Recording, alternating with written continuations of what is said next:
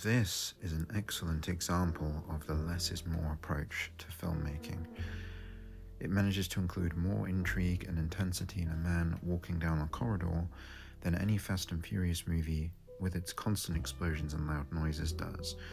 And although in many ways it's still defined by the more technical aspects, The Humans lives up to its name by being very much primarily character driven. This is a story about people and the various struggles and trials faced by each of us in our own lives, both old and young, man and woman. Firstly, the most singularly exceptional element of this film to me, without question, is the cinematography. It is sublimely shot, in part, I'm sure, due to its being adapted from a play by the same playwright who no doubt had a vision for each moment planned out intricately, and it really shines both in beautifying the ordinary as well as making novel and innovative use of its constraining location, something I absolutely adore in film. As many have pointed out, the apartment itself is like a core character at the tempest of all the unfurling drama and tacit tension. It's an integral metaphorical reflection of everything going on, and the heart beating at the center of it all. I have to admit that without this impeccable implementation of visual presentation, the film would have lost a large portion of what really made it work, and definitely a lot of its individuality and rewatchability. That's not to say it's all style and no substance, but the style in which the substance is conveyed is utterly key to its success. Speaking of, the performance here ranges from competent to highly skillful. Perhaps the film's most impressive accomplishment is including Amy Schumer and it actually paying off for me. Now, I have a strong dislike for her based upon her behaviour in real life, and it's really not a minor petty thing either, but she evidently gave this role her all, and she fit it well, managing not to stick out as inferior.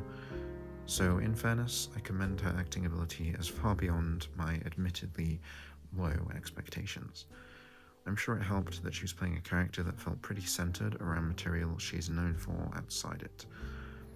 As for the rest of the cast, I felt the highlights were the older family members, favourites if I had to pick being Richard Jenkins and Jane Houdyshell. Houdyshell? I don't know how to pronounce that.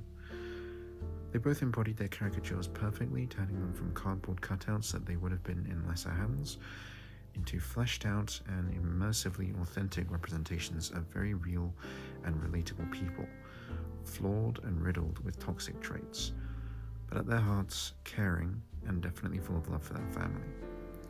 Potentially an underrated but very important addition was June Squibb as Momo, a brave and harrowingly poignant performance that I massively respect and appreciate. Now, I did still really enjoy the acting of the other three too. I just picked my personal highlights here.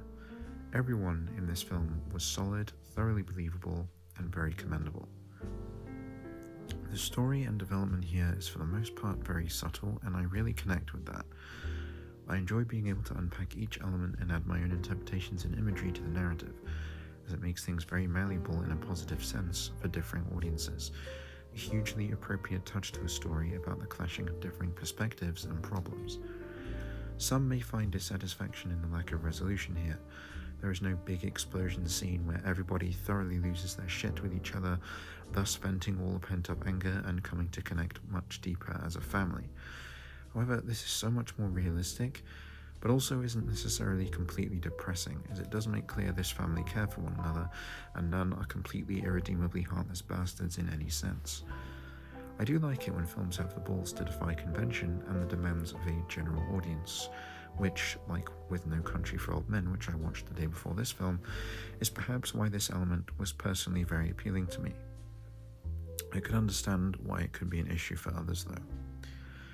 I will say, it's far from perfect. It's not perfect by any stretch. There are instances where the presentation is perhaps over-stylized, which works against the main purpose of the scene by glamming it up and drawing attention away from the emotional stakes. Additionally, I felt some characters were definitely explored more satisfyingly and coherently than others, though I am impressed that it managed to have at least one extended central moment for each one of them.